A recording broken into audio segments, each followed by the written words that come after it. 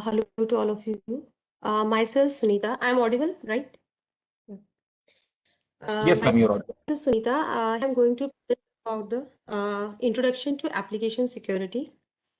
First of all, I would like to discuss about what is the application, what are the web application is all about. A web application is an application software that runs on the web server, unlike the software-based software programs that are run locally on your operating system of the device. The web applications are accessed by the user through the web browser with an active internet connection. How the web application works.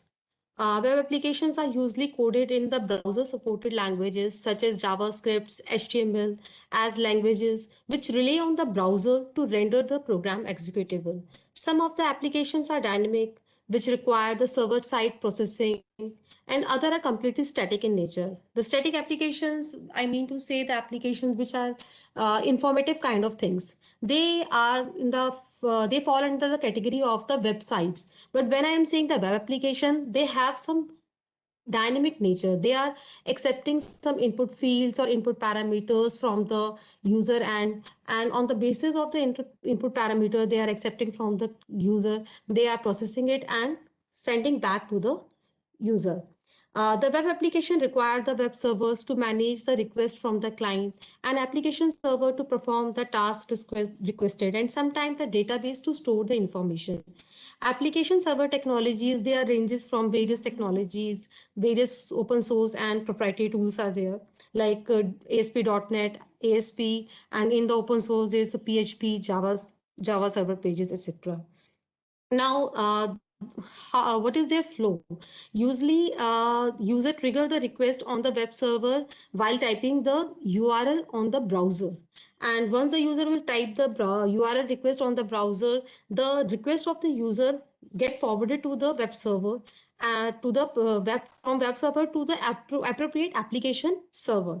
And in the application server, the particular task is performed, such as querying to the database or processing the data, and that generates the results back to the client. In our day-to-day activities, we are dealing with the web application, like the all the online forms, shopping cart, word processors, email system. They all are the examples of the web applications. Now, what is the benefits of the web applications? The web applications having the n number of benefits. Besides these benefits, the one very great benefit of the web applications, regardless the operating system you have in your device, which device you are using, uh, one can able to access these applications until unless their browser supports them. It doesn't require any kind of installation in your hard drive, so it also eliminate the space limitation. It also reduces the cost for both the business and for the end users. Now, why its security matters? Uh, Now, due to the development of the computers and the communication technology, the question of the security is becoming more and more pressing today. Nowadays, every individual has some kind of presence over the internet. This is much true up to some greater extent. If you want to run a small organization, or you want to run a small company, open a small company, you cannot do it without you have don't have any presence over the internet, or you don't have any web-based solution. Now, it raises a question: how secure the my information over the internet? How secure the information of my customers and client? Can someone access this information without authorization? What do we need to protect myself from getting hacked? Why they are, as I mentioned here, the web applications are vulnerable by nature. Why they are vulnerable? uh, because they are designed in that a way they cannot be protected by the perimeter devices like the network firewall. They have to be available to everyone all the time over the internet. Websites and related web application have to have must be available 24 by 7 days in a week to provide the required service to the customer, to their employees and suppliers. And as I mentioned, the firewall and the HTTPS SSL do not provide much protection against the web application attack, simply because access to the website has to be made public. All modern databases like Microsoft SQL, Oracle, MySQL may be accessed through the specific ports like 80 and 443 because our web application has to be made public, and for making them public these ports needs to be get opened at the firewall end. Anyone can attempt the direct connection to the databases effectively bypassing the security mechanism used by the operating system.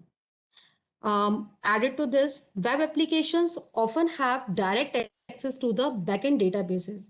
As I mentioned, that the web application are those applications which are dynamic in nature.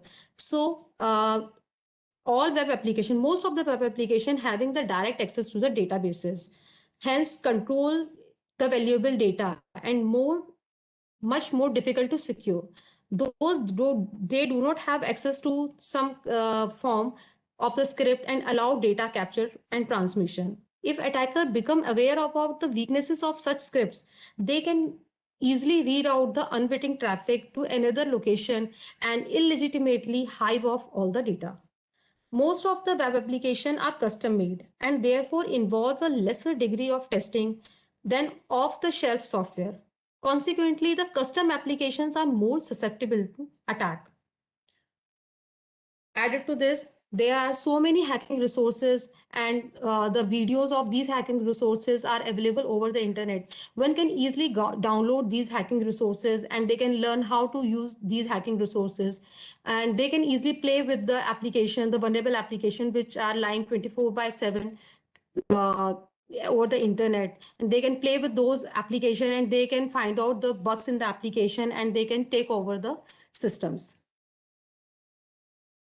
Here in this diagram, I'm trying to show the perimeter devices like network firewall, IPS, and antiviruses. They are all in place, even though the traffic which is going to the application layer as where the web applications are lying is not being stopped by these devices because it will act as a legitimate traffic.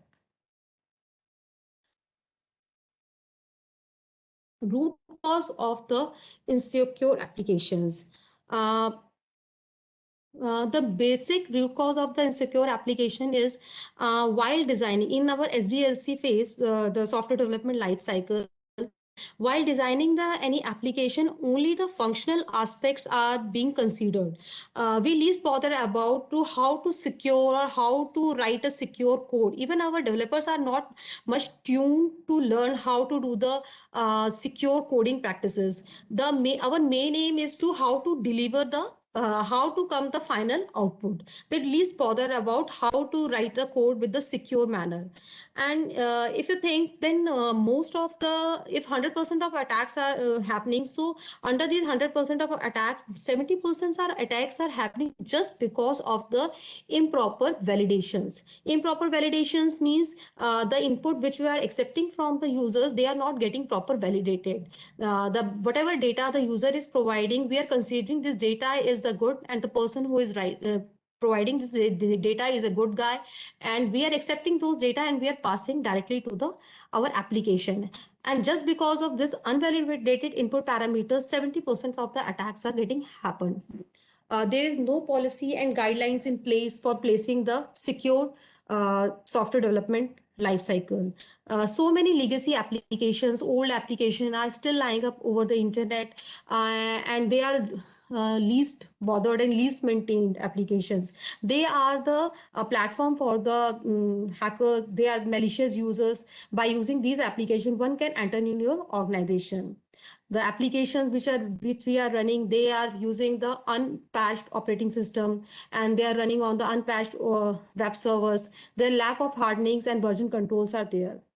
Changing technology, the IT technologies keep on changing and very fast. Every time our developers are learning the new one technology, by the time they tune up with that technology, the new technology has been come up to them. So the changing technology is also a bottleneck for them to make our application secure. Here I enlisted the various common risk of the web applications. These are the cross-site scripting, SQL injection flaws, malicious file execution, insecure direct object references, cross-site request forgery, information leakage, improper error handling, broken authentication and session management, insecure cryptographic storage, and the insecure communication, failure to restrict URL, etc. These are not the all I have enlisted. There are n number of the vulnerabilities of the web application. I have enlisted only the few one, and I'm going to discuss few vulnerabilities here. SQL injection. This vulnerability I personally very like. As name suggests, SQL injection. This is very easy to understand and it is very exploitable. And one, if this kind of vulnerability is existing in your application, one can entirely take up the control of the web server also. Now, what is the SQL? Let us say you are creating an account on any social media platform. What happens when you type all the details in the form? Well, what happens is that those details are sent to the databases, which is in case getting maintained by those social medias. And when you log into your account, you see that a personalized page to you, where you see your name and details, the name and detail which you have entered while creating the account. This is where the SQL come into the picture. As the name suggests, it is a querying language, which means that the statement we write in this language allow us to query to extract the data from the database. After considering the few validation, the data will be given out to the person who requested it. So this is how the website gives you the result when you search for something or see any details, etc. So SQL is a language which develops the user to retrieve the data stored in the database. Now, it is the SQL injection. I told you the SQL is a structured query language.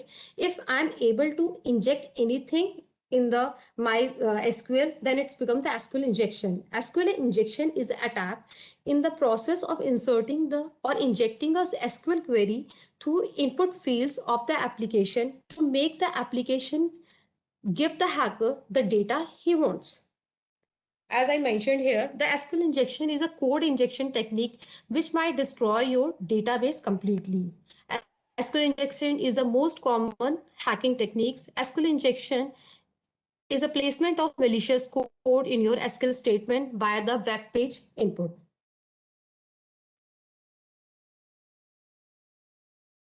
Here I am giving you one illustration, an example of the SQL injection, how it's work. In this page, I have shown you the two layers. One is a application layer and here is the network layer. In network layer, you can see it's a firewall, but the parameter devices are already in place. In application layer is an app server and the database server is here. In this particular application, it asking for the it's an input form which is asking for the account number and SKU some code information from the user. Now, what happened? This account number is supposed to be entered as a numeric field, but since there is no validation check in the in a particular form, so one can able to input any junk data here. Here you see the attacker sends an attack in the form data. Here you see the attacker has put the single quote or 1 equals to 1 slash dash dash. Here attacker is putting the malicious code, malicious data in the account field. Now the data is without any blockage. The data simply bypass all the firewall rules and come to the application server. Here the data get placed. Now the application server will play with this data and will append this data to the SQL query and forward that data to the database server. Here you see, now the application server forwards the attack to the database as in the form of SQL query. What application server has done?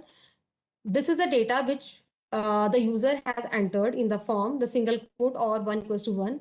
Our application server simply appended this data without validating the field value which you are getting, which it received from the user. It simply appended that value and make a SQL query and forwarded it to the database server.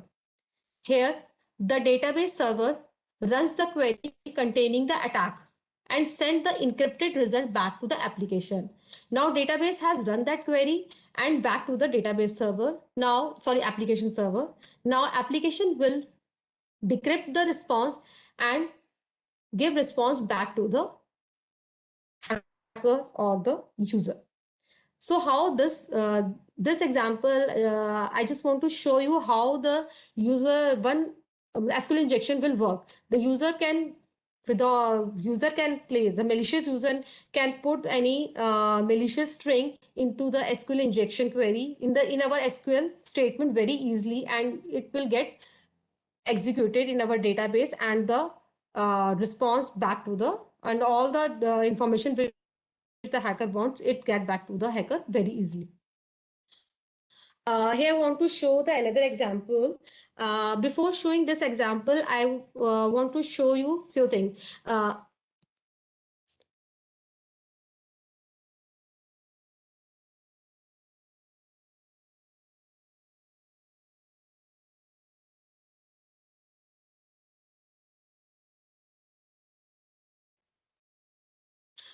In my example, I have shown you that my parameter field, the account number field, there is no validation in my account numbers field. What happens if there is a validation? The client-side validation is there. That it survives my purpose? If no, because client-side validation is also very easy to be get bypassed. How that I will go to show you. There are some proxy tools are available which will act as a man-in-middle attack. This is my browser. Here I am putting one proxy tool. This is called the Burp Proxies. This is a Burp Proxy tool. I am using this proxy tool to act as a man-in-middle attack. I'm going in my browser settings, and here I'm placing my proxy tool to run at localhost at 8080 port, and simultaneously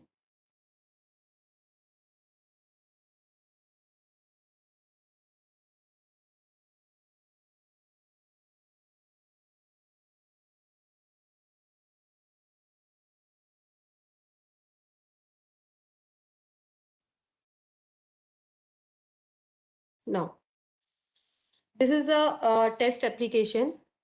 Here I'm entering the username, password field also admin.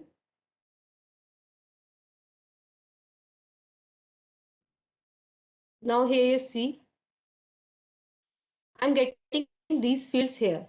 Suppose in my application the client side validation is there, so I'm not able to enter any junk characters here. But once the application is passed from the browser to my proxy, here I can append any junk character which I want to do. So this I just want to show you the client side validation is not enough. If I am saying the input validation, it means those validations should be implied properly at the client side as well as the server side also.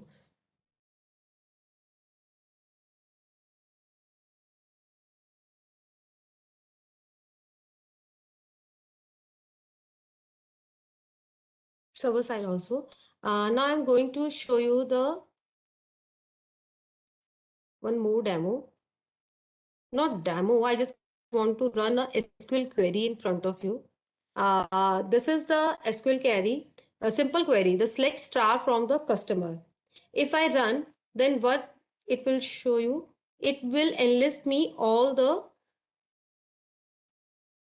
91 rows. All the rows which I'm required, it will enlist me all the rows. But what happen if I put this?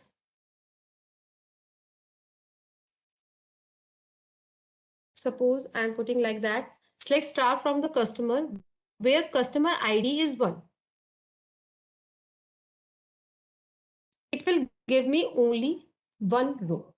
It means this query is giving me the data where the customer ID is 1. Now, as I given you one payload that or 1 equals to 1. Here or 1 equals to 1. Now, what will happen? Here or 1 equals to 1. This payload is always true. Always true. Irrespective of 1. Suppose I am putting here any 100. As I know, there is only 91 customer IDs were there. But now I am putting 100 or 1 equals to 1. Even though 100 is not present, even though this query will enlist me entire rows of the customer table. So I just wanted to show that by simply injecting this true statement, one can able to get the entire rows of the table. This is how the SQL injection will played by the malicious user, and how the entire information is being fetched by the malicious users, malicious persons. Uh, uh, by using SQL injection, one can do the authorization bypass. To give you the glimpse, let us assume that you have one site which having I have shown you this site now, right? This having the login name, the username and password, and one can, without entering the any value in the password, knowing the exact value of the password, one can able to bypass it. I'll show you as a demo.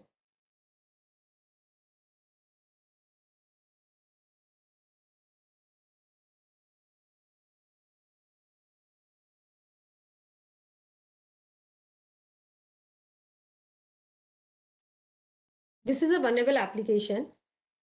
The normal flow of this application is user simple enters is username as admin and the actual password, and logging into the application. This is the welcome page of the application.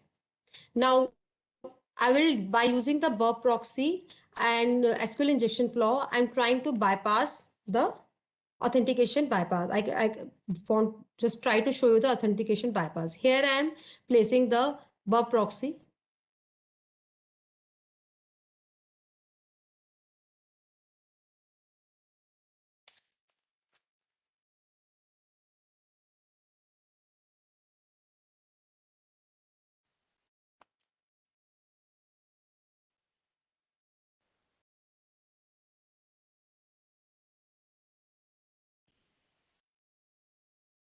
At the password field, it's filling or 1 equals to 1. So what will happen? Without knowing the actual password,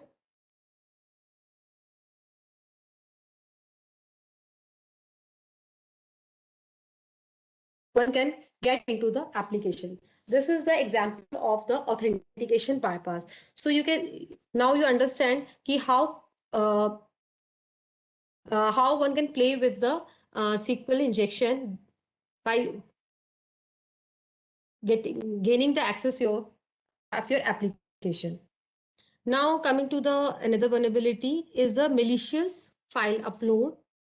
Under malicious file upload vulnerability, the unrestricted file upload vulnerability, it's a vulnerability where the application allows user to upload the file directly with to the server. Here, the uploaded files represents a significant risk to the application. The first step in many attacks is to get some code into the system to be attacked, and then the attack only needs to find a way to get the code get executed. Using a file upload helps, and the attacker can accomplish the first step. The consequence of the unrestricted file upload can vary, including the complete system takeover to the overloaded file system or database. These kind of attack creates a problem at these kind of attacks are plays both ways, as a server side attack and as a client side attack. If we discuss about the server side attack, under the server side attack, the web servers can be compromised by uploading and executing the web shells, which can run the commands over the browser system files and local browse the local resources and attack other servers or exploit the local vulnerabilities and so forth. And we talk about the client side attacks. Uploading the malicious file can make the websites vulnerable to the excesses, cross-site request forgery, and the cross-site content hijacking. If you knew about a very famous case of accesses where the one malicious user has uploaded, it's very old case in which the one user has uploaded the accesses script in the YouTube, so not of Facebook, it's of YouTube, at YouTube portal. And whenever the one user is trying to visit that page, it will redirect to the some other application. That is the case of the XSS, but that was achieved by using the malicious file upload. They have uploaded a malicious file and which act as a persistent XSS. Now I am showing you, giving you the demo of the malicious file execution attack.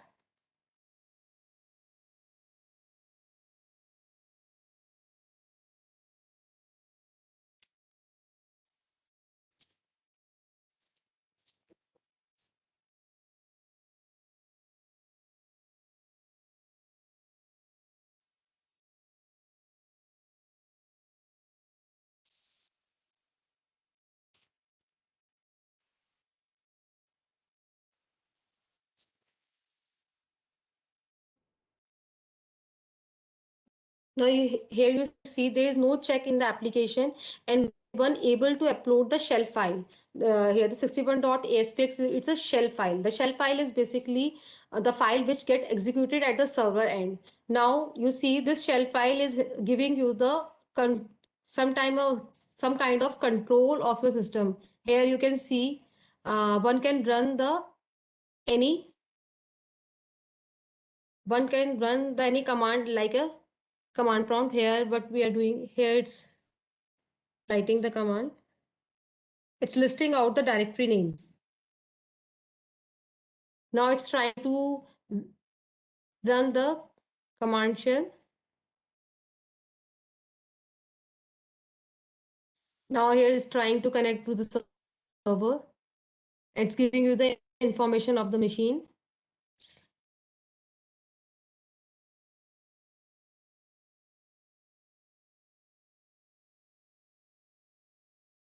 By now you can understand, by uploading a shell file, one can take the entire control over your server and one can play with your server very easily.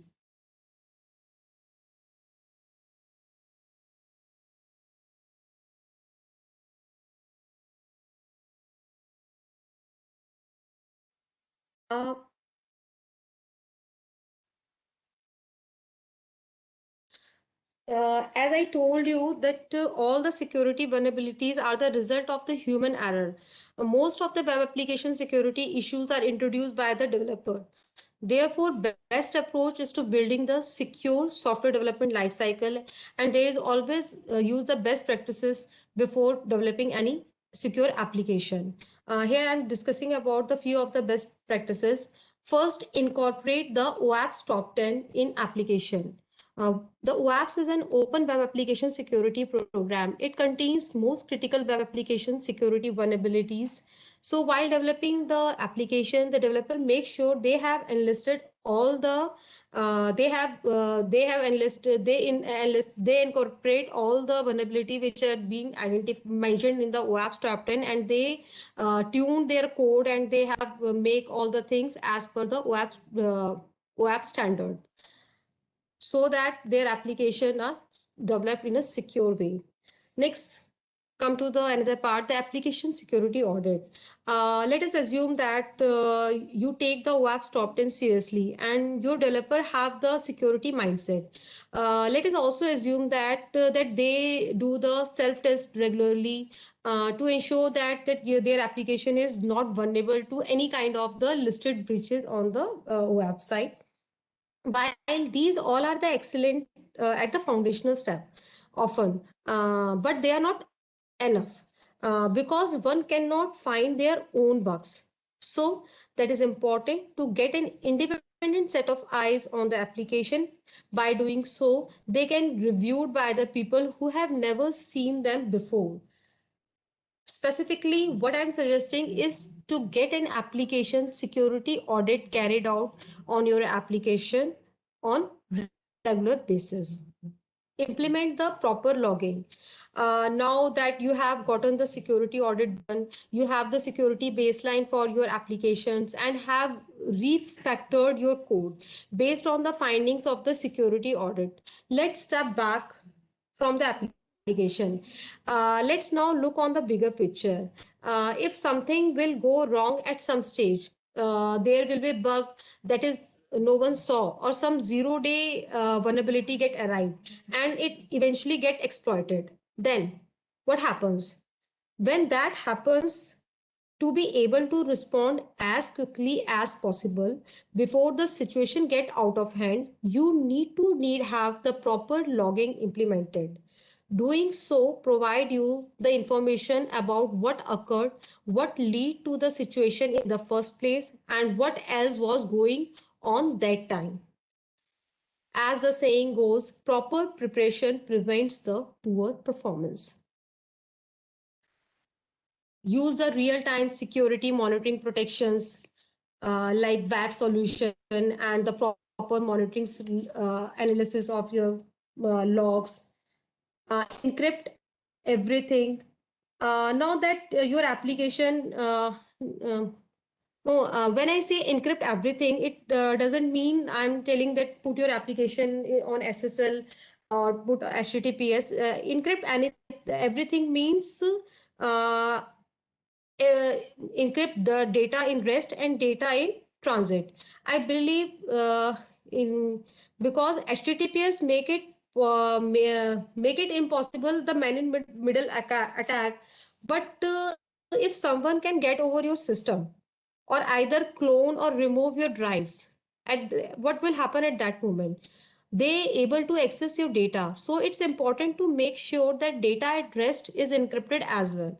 So please don't look at the security in isolation or one part of it. Look at holistically and consider the data at rest as well as data in transit. All important data is to be encrypted. Harden everything. Now that all traffic and data is encrypted, what about the hardening? Hardening everything, operating system, the operating system which your servers are using, and the software, the development frameworks are being used. You need to ensure that they are sufficiently hardened. Keep your server up to date, keep your software up to date, and stay abreast with the latest vulnerabilities. This is the flow of application security which we are following here in the NIC. Here in the NIC, it's a SAST, DAST. The SAST is basically the static application security testing. There are two kind of the testing of it's a static application security testing. Under static application security testing, it used early in the software development process to test the application from inside out. It's generally called the white box testing. They do not require the running system to perform the evaluation. Under this, the test of the source code and the bytecode or the binary line by line to expose the weaknesses in your software before it get deployed. Uh, in other way, if I talk about the dynamic application security testing, it is done from the outside looking in this process that take in place while the application is running, and attempts are made to penetrate the application in a variety of ways to identify the potential vulnerabilities, it including the outside of the code, and it also the third party interfaces if there is any is having. Under the dynamic analysis security testing, there are two kind of testing here is taking place. One is a tool based testing and another one is a manual testing. uh, when there is a WAF, it's a web application firewall. Once the application get deployed, they need to be protected by the WAF. And once the application get deployed, the penetration testing and infrastructure testing is also being done at the hosting environment. Here I'm talking about the difference between these two kind of the testing. Under SAST, this type of the testing represents the developer approach, and here this type of testing represents the hacker approach.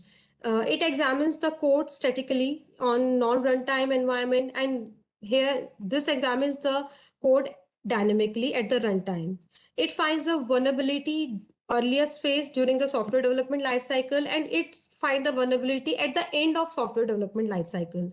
It is less expensive. When I say it is less expensive, because we are finding the bugs at the early stage of the development lifecycle, and mainly these kind of vulnerability, if we follow the right approach, so these kind of testing should be done at the IDE level, at the development and as an IDE level in the development environment level, so that the bugs are being identified by the developers, and so they can able to find the right place where they have to apply the patch. But under the dynamic analysis security testing, the bugs are, it is very difficult to identify the location the where the patching is to be done at the code level. And also once the software is developed and the final product is there, the fine tuning or some changes in the product is always be costlier than the development phase. At the development phase, uh, if I it doesn't mean that the which is good or which is bad. Many organizations think the pros and cons of the SAST versus DAST, but DAST and SAST, they are the different testing approaches with different benefits. They find different type of vulnerabilities, and they are most effective in different phases of the software development lifecycle. SAST, as I told you, that SAST should be performed early and often against all file containing the source code, and DST should be performed on the running application in an environment similar to the production. So the best approach is to include both SAST and DST in your application security testing program. Uh, this is a flow diagram of the secure software development lifecycle. While design, you should use the secure designing, secure coding, secure testing, secure reviewing, and the simultaneously the penetration testing has been going on. The best practices for the software development lifecycle, as I told you in my previous slide, the 70% of the attacks or the bugs are found in the applications just because of the data validation issue. So it is very important. The data validation mechanism must be present on your trusted system. Centralized input validation, make centralized input validation routine. All inputs that can and will be modified by the malicious users, such as HTTP header, input, all the input fields, hidden fields, drop down list, and other web components must be properly validated. Proper length type checks on the input exist. Data is well formed and contains only known good character if possible. Known good character means it's a white box kind of accept what you required. Don't deny. Use the accept. Suppose your application wants account number. Your account number is numeric. So always make the validation is like that. That this particular field required only the numeric characters. Never say these are not allowed, these are not allowed. Always use the good character if possible. Only no. Data validation occurs simultaneously at the client side validation. The server side validation is also very mandatory. Golden rule: all external input fields, no matter what it is, it should be examined and validated. Secure session management. Secure session management system. Create a new session, change session value after successful authentication, regenerate session ID when the privilege gets changing, disable the caching, set the secure and HTTP only flags on cookies, remove all attributes, and invalidate session on logout. Sensitive data exposure. Sensitive data exposure, it means any sensitive field like password and any PAN number, account number, those fields should be not in the clear text. They should be encrypted format. Clear text, all the traffic will go on the HTTPS request. The clear text in HTTP request, directory and file accessible over the URL, password and other sensitive data in plain text, use of old and outdated algorithm. Because of these things, the sensitive data exposures is being happened.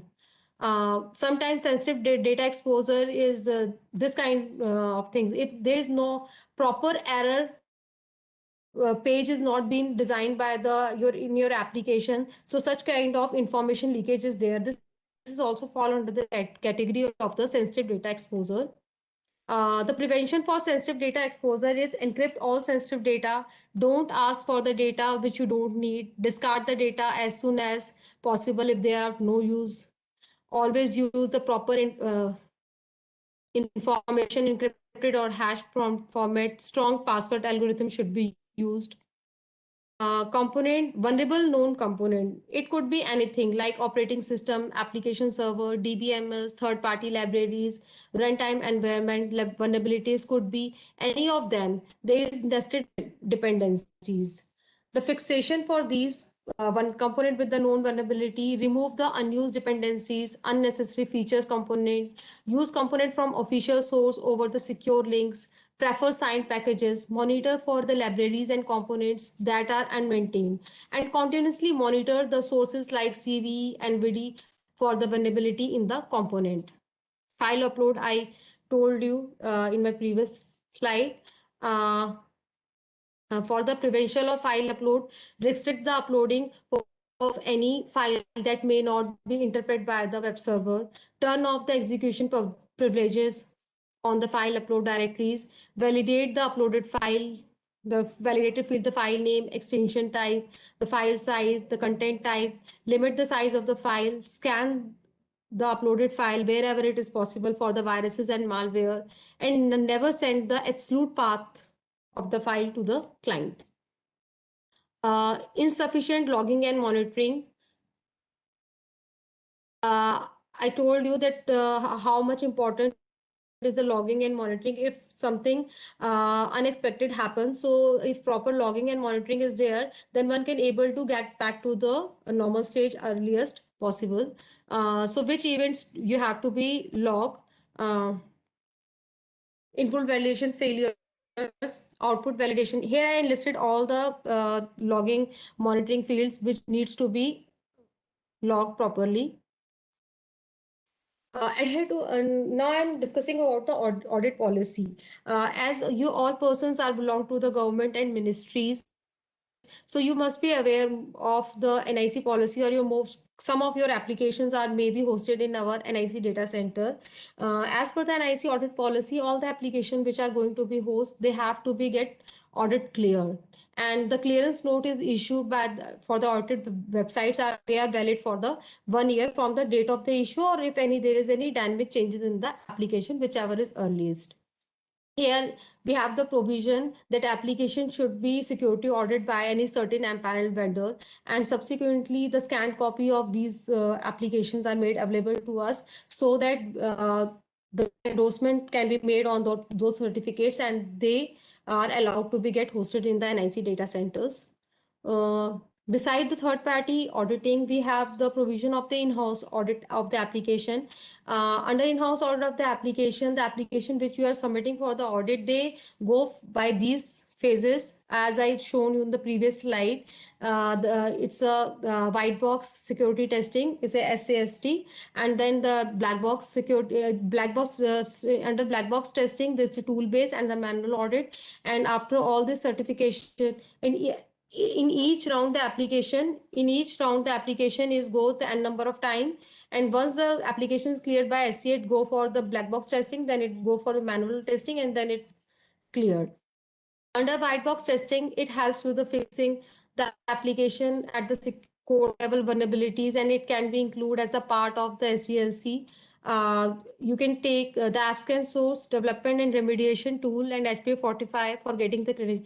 If you need the IDE support for this SCA tool, you can contact into our group in NIC, and you can get the credential, and you by using those credential, you can use these tools during the time of the development phase and identify the bugs at the earliest stage. And this helps the developer to use the secure API as per the late standard and improve the code quality.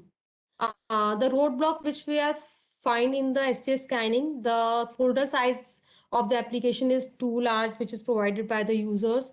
The provided source code is not getting built properly. It's give us the compile time error.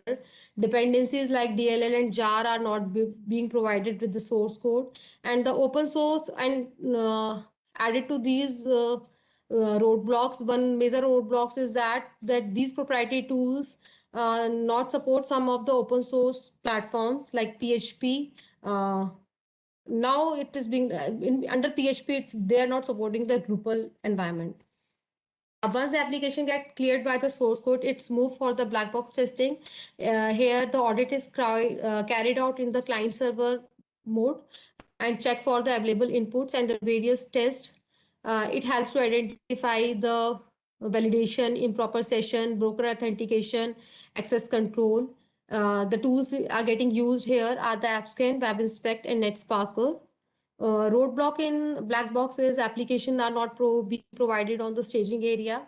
We are not testing the application on the production area, because when the tools are getting run, they fire the n number of threats, n number of signature attacks on the test area. So it is not advisable to run the scan on the production area. So we are asking for the staging area to provide the all content on the staging area. The applications are not being accessible for the testing team. The login key credentials are not being provided. Features like captcha and account lock are not disabled. Applications are being submitted for audit without testing the functionality bugs. Once the application get cleared by the tool-based black box testing, the manual testing are finally is being done. Now, the question is arises, when the tool-based testing is done, then why manual testing is required? The manual testing is ascertaining that the web application is free from the all vulnerabilities. Testing for many application vulnerabilities like session management, broken authentication, and need the manual involvement. Every application has a different business process, application having the specific logic and can be manipulated in an infinite number of the combination. Not all issues can be found through the automation. So manual testing is always must. Roadblock in the manual. Here I want to point out, while when we are receiving the third party audit certificates, we are identifying, nowadays it is lesser, but previously we are identifying the third party vendors are doing only the tool based testing. So whenever you are as a government of organization, when you are going to select any third party certain empanel vendor, make sure that they will perform the tool based scan, and which is followed by the manual testing. The final clearance should be given only after the manual testing. The roadblocks in the manual testing is the email and the SMS functionalities are not working. These functionalities which we are being asking during the time of to stop them at the tool based testing, they need to be reopen or reopen for the manual testing. But we are finding that email and SMS functionalities are not being working. The content of the application for audit is not being freeze, and newly added and modified pages and modules are also create the roadblocks. Yeah, it means, but I'm trying to tell you, while doing the audit, we found many a time the we are not getting the application completely big application, we are not getting. During the time of the audit the application, the user is keep on modifying the application, they keep on adding the modules, new modules in the application. So it's create a roadblock for creating the auditing the application earliest, because whenever you are adding any module in the application, it requires the complete cycle again. We have to redo the entire thing, we have to do the SCA, we have to do the black box again for the entire application. Even the new module is being added, but it give some impact to the old module also. So we have to do the entire testing again. So it is always advisable submit the application for audit only once your application is completely freezed. If you're finding that you need to add new modules, so better keep it as a separate module, don't mix with this application. Let the application of this the audit of this particular submitted application get it complete, and after the completion of the audit of this application, you submit that as a separate module, and for the testing, so that the audit of running application is complete without any problem. The content of the staging URL is being updated at the time, but at the time of the audit. While the auditor is doing testing, we found the developer is doing the updation on the testing area. Applications are being submitted for next level without patches. The developers are not patching the bugs identified during the audit throughout the applications. This is also very important. As I told you that we are doing the penetration testing also. Once the application get host, we are finding that sometimes we are finding that testing data is also present in the production sites. So before hosting the application, all test data should be removed from the production area. All provided credential for audit should be get changed. New unaudited modules or dynamic pages should be avoided. No changes on the hardened server settings. If changes are being done, the VA is mandatory. Now come to the penetration testing. The penetration test is a web application generally undertake in the post-hosting environment. It detects the unresolved application vulnerabilities and server compliance check at various levels. Server compliance check at the various level, and they basically under penetration testing, this kind of testing is done at the production level, and it's bothered about the environmental details and the vulnerabilities of the server also. I think I am running. Sorry.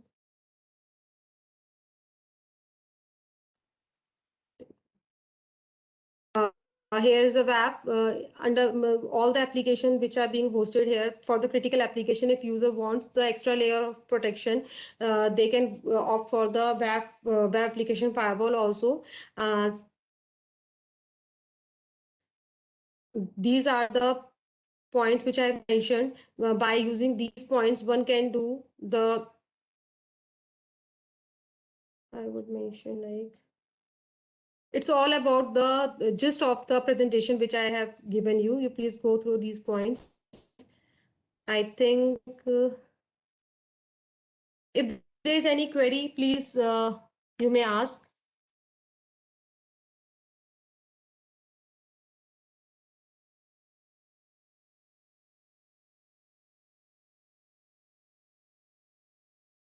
Hello.